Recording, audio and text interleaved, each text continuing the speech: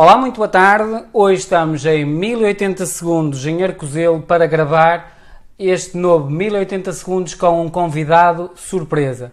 É ele, o Filipe Jeremias, aceitou o nosso convite e o nosso desafio para partilhar convosco desse lado os 1080 segundos com ele. Desde já muito obrigado por aceitar este desafio, Filipe. E para quem não conhece o Filipe, também é a minha primeira vez que estou contigo, assim pessoalmente, a falar. Quem é o Filipe Jeremias, para quem não conhece? E no meu caso, também para mim, que não te conheço.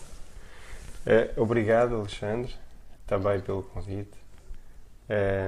O Filipe talvez seja uma pessoa difícil de poder explicar. Eu diria que o Filipe é um sonhador.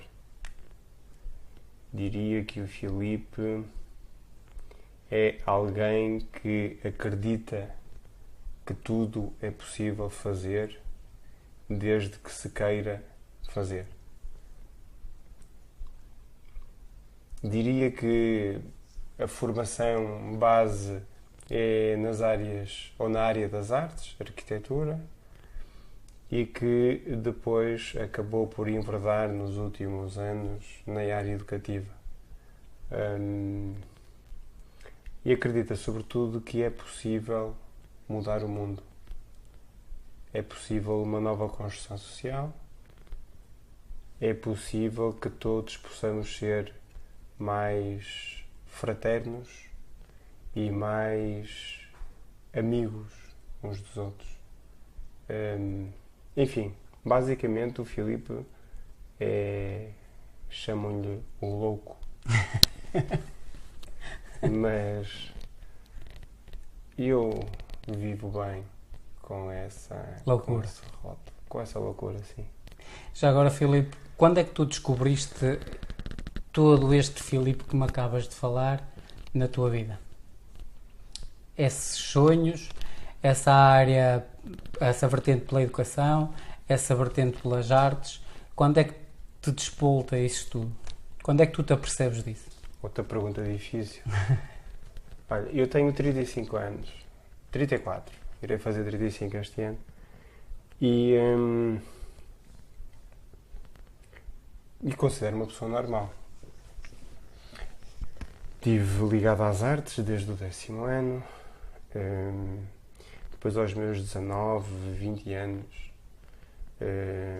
começo a questionar tudo aquilo que está à minha volta. Eu diria que essas questões acontecem de uma forma natural em jovens com idades entre os 18, 19, 20, basicamente aquelas perguntas da existência. Começou pela religião, do qual cheguei à conclusão, após vários debates em casa dos meus pais, com várias religiões em conjunto, de que todos remam cada um para o seu lado, mas na sua essência o que querem é exatamente a mesma coisa. Então talvez a grande clivagem dá-se aí. Dá-se em eu perceber que eu venho de uma família católica e que não me identificava concretamente com qualquer tipo de religião. Sentia-me espiritual e não religioso. E a primeira grande clivagem é essa. Depois sinto uma grande necessidade também de ter um psicólogo. Não que eu me considerasse uma pessoa doente, mas gostava de ter alguém com quem pudesse desabafar as minhas ideias, os meus pensamentos. E passado 1 ou 2 anos, esse alguém é o meu irmão.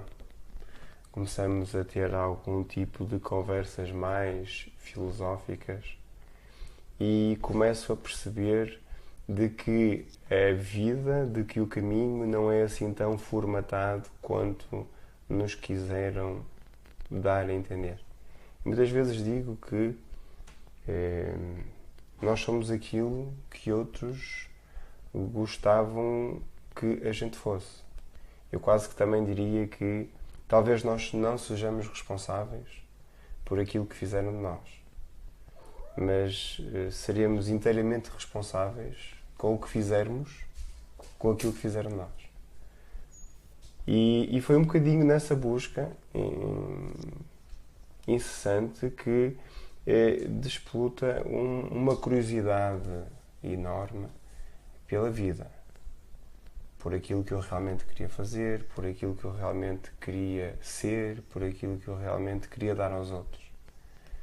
E dei por mim num universo que muita coisa tinha para me poder dar. E é por essa altura que tudo começa, aos 20 e poucos anos, com grandes pessoas à minha volta que tiveram grandes influências, e cá estou hoje, cada vez mais curioso do que nunca, cada vez com menos incertezas, ou melhor, com mais incertezas, e acreditar de que realmente é possível fazer coisas extraordinárias. Nunca sozinho. Isso também é verdade. Uma das coisas que eu tenho me apercebido ao longo destes anos, e não sei se também te apercebeste, porque agora começaste a falar também da área espiritual, é que cada vez mais as pessoas procuram pelo seu significado na Terra. E o que é que elas estão cá a fazer e a tentar se descobrir. Qual é a tua opinião sobre isso, Filipe? É verdade. Sabes que eu conheço algumas pessoas que quando se apercebem de que estão a fazer aquilo que pensam que gostam, mas na realidade não gostam, dá-se aquilo que hoje se chama de depressão. Porque isso tem a ver um pouco com a educação, um pouco com a escola que todos nós tivemos, um pouco com a formatação que todos nós tivemos. Eu quase que diria que nos colocam aos 6 anos no serviço militar obrigatório, mas na escola, não é? Temos aulas até aos 18, ou até aos 19, até aos 20, ou até aos 20 e muitos anos. E a verdade é que nos são incutidos determinadas questões das quais nós não as questionamos. E quando damos, nem toda a gente chega aí, mas algumas pessoas chegam aí, que é um processo de transformação. E esta transformação, ela pode ser pessoal, pode ser espiritual, pode ser transformação cognitiva, transformação ética, estética, social, enfim, uma transformação vivencial. Quando nós chegamos muitas vezes a essa transformação, nós deparamos-nos de que algo nos falta, de que algo nos falha, não é? Porque nós não estamos habituados a sermos formados como um completo. Porque a escola é isso mesmo. A escola forma-nos, eu diria, formata-nos apenas cognitivamente. E esquece completamente das restantes partes, dos restantes fatores do qual o ser humano é composto, não é? E a questão da espiritualidade é um desses fatores. Espiritualidade nada tem a ver com religiosidade. Eu diria que se nós tivermos a percepção de um ser integral, há quem lhe chama um ser holístico, essa pessoa vai ser muito mais feliz. Eu diria, vai ser muito mais sábia e muito mais feliz. Porque vem sempre a questão de fundo. Se tu reparares, o universo e o mundo cresceu, evoluiu de uma tal forma, mas as questões centrais permanecem. Quem sou eu? O que faço? Onde estou? Para onde eu vou? O que quero fazer? Todas estas questões permanecem no centro ou na essência da questão do ser humano. Eu diria que é muito importante a nossa curiosidade também passar pelo lado da espiritualidade. Não só. Mas tentarmos ser um ser completo. Achas que hoje em dia as crianças nascem muito mais evoluídas do que nós há 30 anos atrás, 40? Ou com um sentido de consciência muito mais evoluído? Eu acho que os pais estão num sentido de consciência muito mais evoluído. Eu coordeno um projeto educativo em Lessa da Palmeira. Portanto, ordeno com outros. E nós apercebemos de que é necessário intervir no pré-natal até à morte. Porque nós somos um ser que estamos em constante aprendizagem. Nós aprendemos desde que nascemos e deixamos de aprender até morrermos. Isto não são filosofias. A verdade é esta. E quem não se apercebe de que isto é verdade é contra a natureza do ser humano. Ok? E eu diria que é muito importante intervirmos no pré-natal, na consciência da mãe. Porque ao intervirmos na consciência da mãe, o que vai acontecer é que aquela criança vem com uma consciência diferente. Eu diria muitas vezes que as crianças vêm com o chip alterado, com o chip adulterado. Mas a verdade é que vêm. Portanto, a verdade é que os pais também estão mais dispostos e predispostos a um outro tipo de consciência, não é? Hoje as crianças, de uma forma perfeitamente natural, se tu lhe des uma tecnologia para elas e nova tecnologia para nós, elas rapidamente mexem naquilo como fosse para nós provavelmente um barlinde ou uma carica. Mas eu posso acreditar de que elas vêm ligeiramente evoluídas. Mas é necessário que a educação acompanhe essa evolução. Porque se tu te aperceberes, nós estamos com crianças do século XXI, com professores do século XX, sob um modelo epistemológico do século XIX e fundamentado filosoficamente, nem sequer é pedagogicamente, na Pampédia de Coménios do século XVII, em que ele dizia ser possível ensinar tudo a todos, mas de uma só maneira. Eu pergunto-me hoje, será que é possível ensinar tudo a todos de uma só maneira? Quando todos nós somos diferentes, tu tens gostos diferentes, interesses diferentes de mim, vontades diferentes dos teus filhos, dos meus filhos, dos vizinhos. Eu pergunto-me, será que é possível ensinar tudo a todos da mesma maneira? Será que existe apenas um caminho, uma maneira, para que nós possamos aprender? Eu diria que não. Muitas vezes as pessoas consideram esta minha certeza como algo de arrogância da minha parte. E eu não considero, ou eu não me considero uma pessoa arrogante. Eu considero uma pessoa com convicções. Porque se eu sei de que aquele caminho traz frutos, porque é que eu hei de ir por outro caminho? Já Einstein dizia, se nós sabemos que pelo caminho nós estamos a percorrer é o errado, das duas uma, ou somos loucos ou somos esquizofrénicos. Eu prefiro ser louco, ok? E digo isto claramente. Havendo provas dadas de um determinado caminho, só não o seguimos porque não o queremos. E contra a vontade de alguém, penso não valer a pena fazer qualquer tipo de caminho. Muitas vezes digo, é necessário respeitar quem não quer. Isso tem um princípio. Porque eu respeitando quem não quer, só dessa forma é que eu me posso dar ao respeito para fazer o meu próprio caminho. É isso. O que é que tu mudarias no sistema educativo atual? Ui, 1080 segundos não daria para isto. Mudaria... Não sei. A primeira coisa, extinguia com o Ministério da Educação. Porque penso que não está lá a fazer nada. Depois, reconfigurava todas as práticas escolares. Porque elas não têm qualquer fundamento pedagógico nem científico. Depois, percebia o que é a escola, ou tentava redefinir a escola. Porque eu considero que a escola não é um edifício. A escola são as pessoas. E todas as pessoas têm valores. E hoje nós esquecemos que a escola deve passar esses valores. Porque a criança, ou o aprendiz, não aprende aquilo que o outro sabe. Aprende aquilo que o outro é. Nós, antropofagicamente, nós absorvemos o outro. E muitas vezes os professores pensam, ou os educadores pensam que vão ensinar aquilo que sabem. Eu diria que eles vão transmitir aquilo que são. Porque muitas vezes o digo que ensinar é impossível. Digo isto de uma forma provocatória e fraterna, não é? Porque eu diria que é impossível ensinar, mas ao mesmo tempo aprender é inevitável.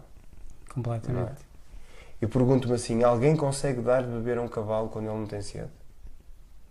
Eu penso que não. Então porquê é que se marra, não os cavalos, mas porquê é que se marra constantemente as aulas de 50, de 90 minutos, seja lá aquilo que for, quando uma criança não está para aí virada? Será que nós, humanamente, a nossa parte material, a nossa parte intelectual, consegue dizer que hoje entro às 9, vou ter matemática, e passado uma hora tenho que desligar o chip, vou ter português, passado outra hora desligo o chip, vou ter físico-química? Será que isto é natural? As perguntas são as mesmas quando são convidado para fazer qualquer tipo de ação de sensibilização, qualquer tipo de palestra. Pergunto-me, porquê? São as perguntas. Porquê é que existe aula? Porquê é que existe turma? Porquê é que existe ciclo? Porquê é que existe horário segmentado de uma forma cartesiana? Porquê é que existe férias em julho e agosto? Eu não sou contra as férias. A pergunta é porquê é que existem.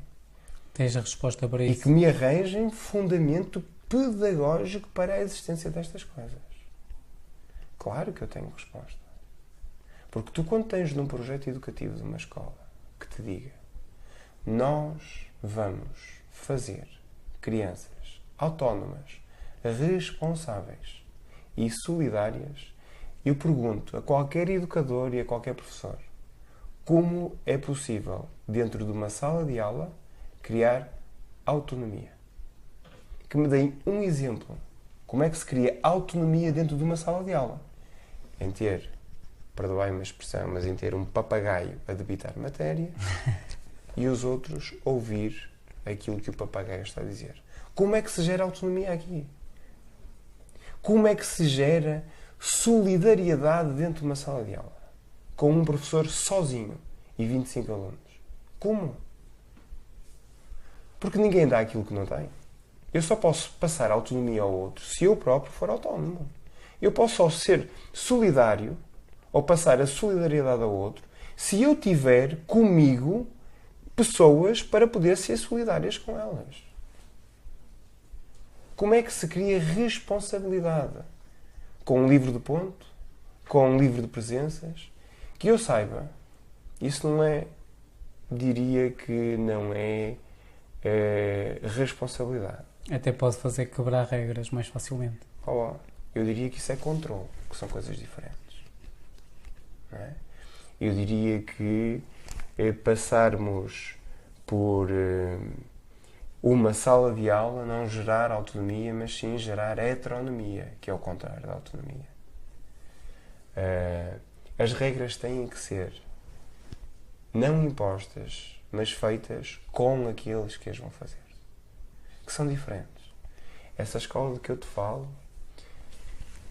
as crianças são as próprias a elaborarem juntamente com os adultos todas essas regras, todos os estatutos. Sabem que têm direitos, sabem que têm deveres. Não existe aulas, não existe turmas. Não existe a parte toda romântica que nós falamos na escola. Mas existem outros dispositivos, outras estruturas, que nos permite ser muito mais organizados do que qualquer outra escola. Ao contrário daquilo que as pessoas pensam. Porque as pessoas muitas vezes pensam que liberdade, que apesar de nós darmos liberdade às crianças, tudo vale. E aquilo que eu peço sempre às pessoas é que vão lá e comprovem. E que consigam ver dentro de um espaço de aprendizagem uma dúzia e meia de crianças, sem um único adulto dentro do espaço de aprendizagem e a trabalhar. Que vão a esse espaço de aprendizagem, onde têm as novas tecnologias, porque são utilizadas, porque são uma ferramenta, não é um fim. É mais uma ferramenta para humanizar a escola. E que vejam computadores, tablets, telemóveis, e perguntam-me assim, e como é que vocês garantem que eles não estão no Facebook? Não conseguem garantir. Eu garanto, porque existe responsabilidade. Responsabilidade. Engraçado, para finalizarmos estes 1080 segundos contigo, Filipe, vou-te colocar duas questões e acho que fazem todo sentido, porque em nenhum dos 1080 segundos anteriores tive uma conversa como a tua. Aliás, eu acho que neste projeto de 1080 segundos não houve uma conversa em 54 convidados atualmente, que fosse igual ou parecido. Aí é a grande vantagem deste projeto. Primeiro é, quais são os valores que tu queres passar aos teus filhos, que ainda agora os vi aqui. E a segunda é qual é o sentido da vida para ti? Olha, os valores são aqueles pelos quais eu me tento guiar, ok? Eu digo eu tento porque eu sou um ser humano e como tal tenho a incapacidade de ainda não conseguir ser perfeito. Digo isto não é que eu queira alcançar a perfeição. Digo isto porque eu erro todos os dias.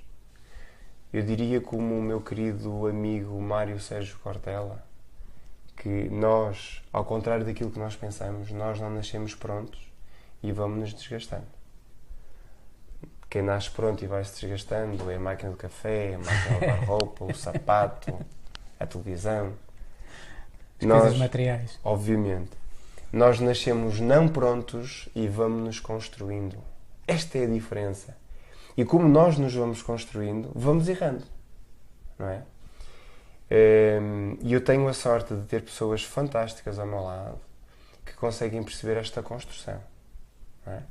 Esta evolução humana. Porque é através do erro, é através de nós salientarmos o erro, ok? Que vamos poder avançar, vamos poder evoluir. Então, eu diria que aquilo que eu me guio é a autonomia. Eu considero uma pessoa autónoma para poder ser livre. Às vezes questiono esta questão da liberdade. Um outro dos valores é a responsabilidade. Um outro dos valores é o amor, o respeito.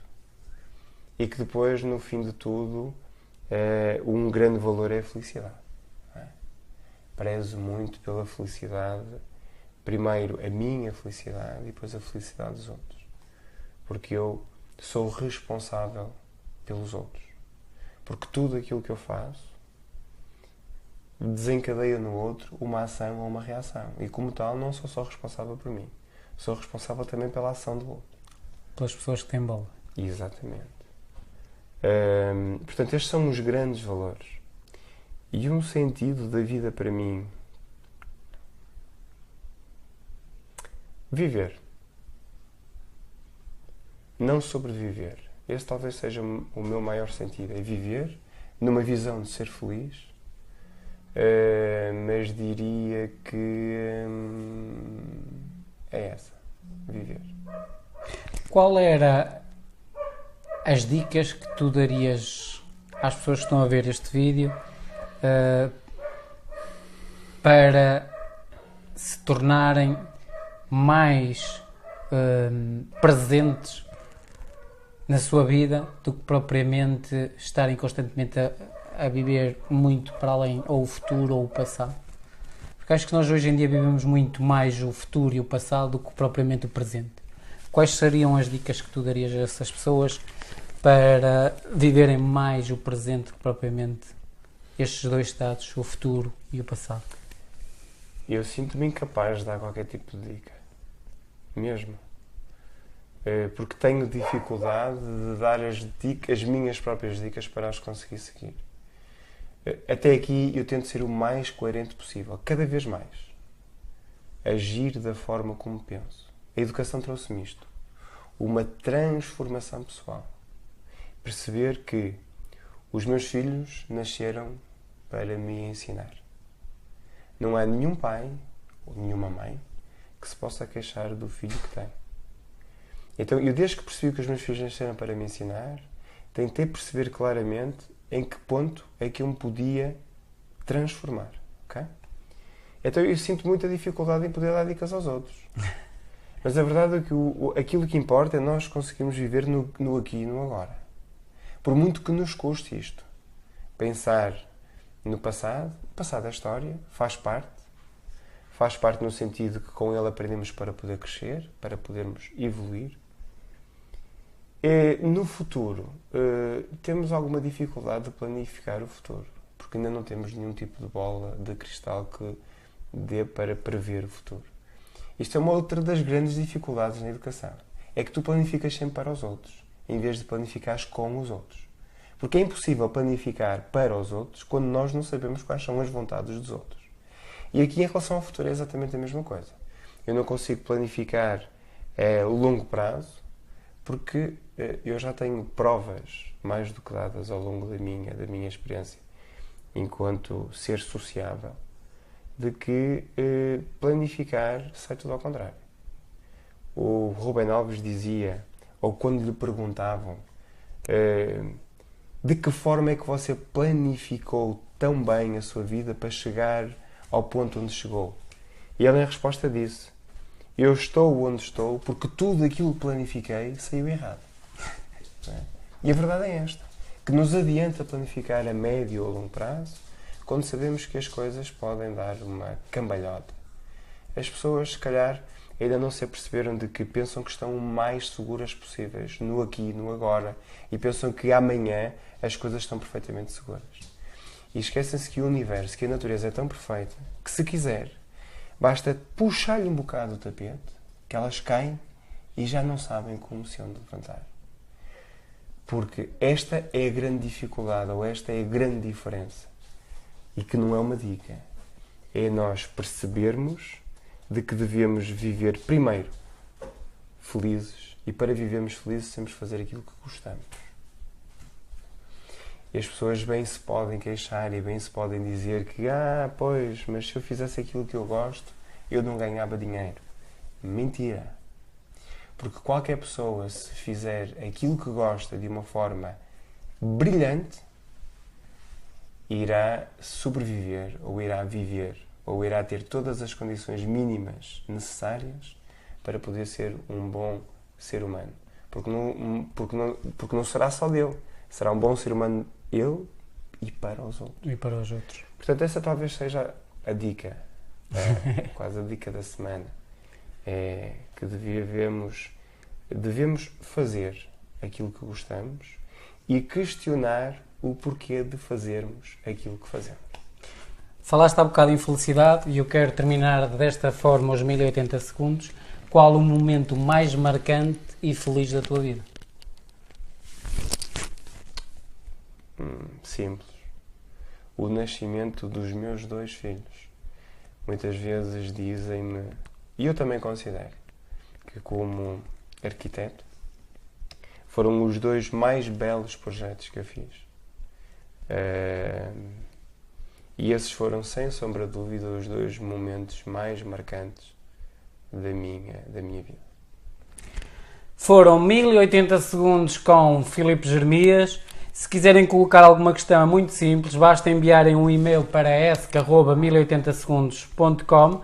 Irei direcionar esse e-mail ao Filipe e será ele o próprio a responder às vossas questões. Desde já, Filipe, muito obrigado por estes 1080 segundos. Obrigado, Alexandre. E até uma próxima vez.